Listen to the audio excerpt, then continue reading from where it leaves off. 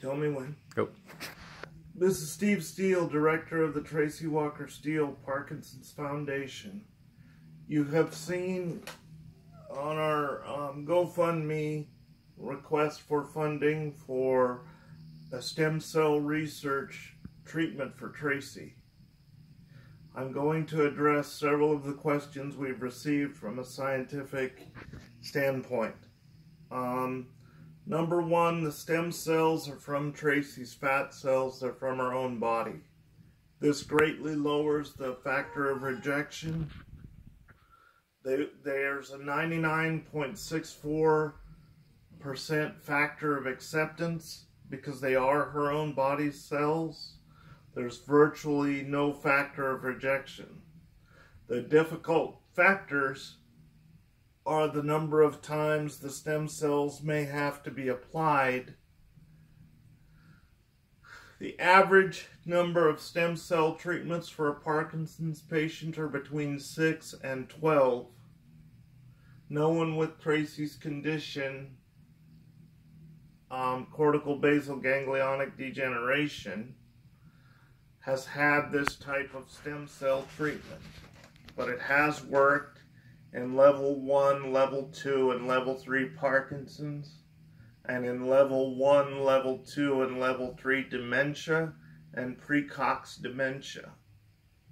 But it takes between 6 and 12 treatments for the stem cells to start the process of self-duplication and start to fill in the areas in the brain which are affected to a sufficient depth to begin to see change. However, this change is not temporary. It's not like taking a dopamine replacement pill. The change is positive, the change is permanent, and the change is lifetime. And Tracy's the youngest patient with cortical basal ganglionic degeneration. Each treatment is 3 applications of stem cells. So each $15,000 treatment is 3 applications of stem cells. If we spread that out, it costs 9 treatments. The total cost is somewhere between $45,000 and $47,593 before transportation cost, before follow-up treatments. So you can begin to see, number one, why this treatment is so important. Tracy has been told she is an excellent candidate because of her youth.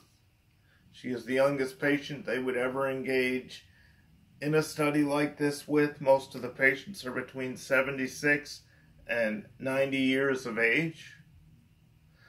She has a very active immune system, which is a good thing because that will help fight off rejection factors.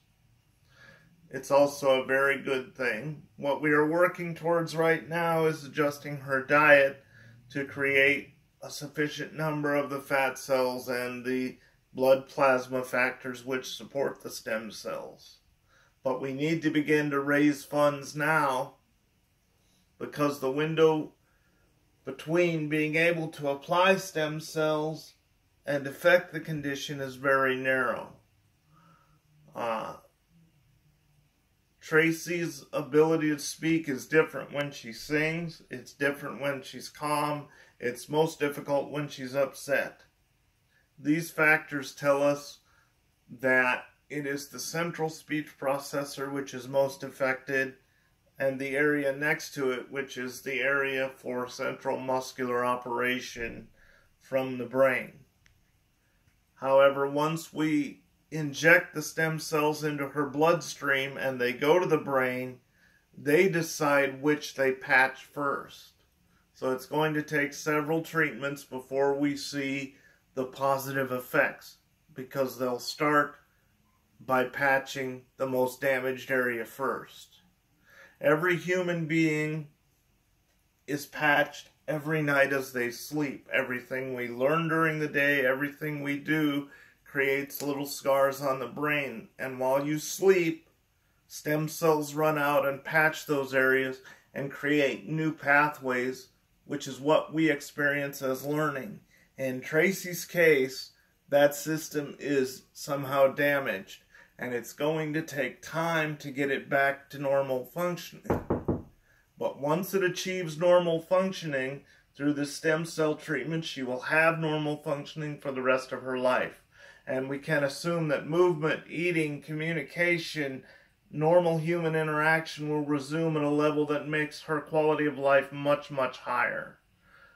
Improvements for patients right now are between 56 and 70% of normal functioning. So that's the kind of outcome we can expect for Tracy. You may ask, how is her husband? Do I understand this science so well? I have a bachelor's in psychology, and I'm 3 classes away from a master's in psychology with special emphasis on brain biology, brain neurochemistry, and neurology, and human development from infancy to death. And that's why I believe in and have talked with her doctors, and that's why we're proceeding with this form of treatment, because once she gets the treatment, she won't need any stabilizing drugs, or her need for physical therapy and home care will be extremely reduced.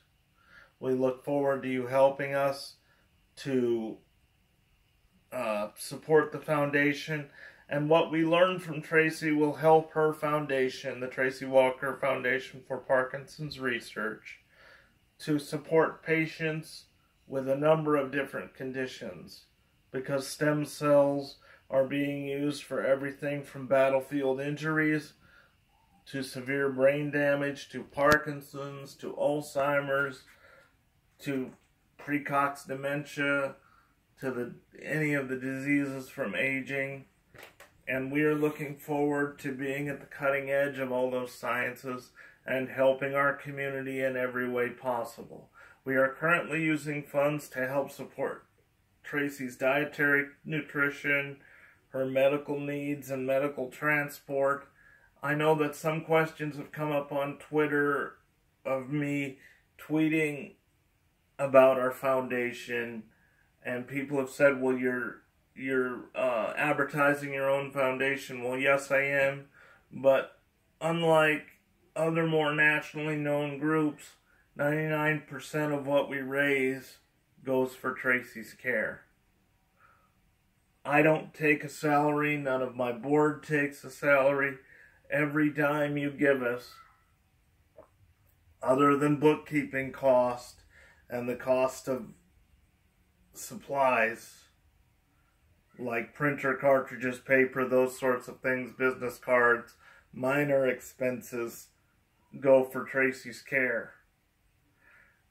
And so she's getting a much higher percentage of the final dollar. About 96.4 cents out of every dollar goes for Tracy's needs.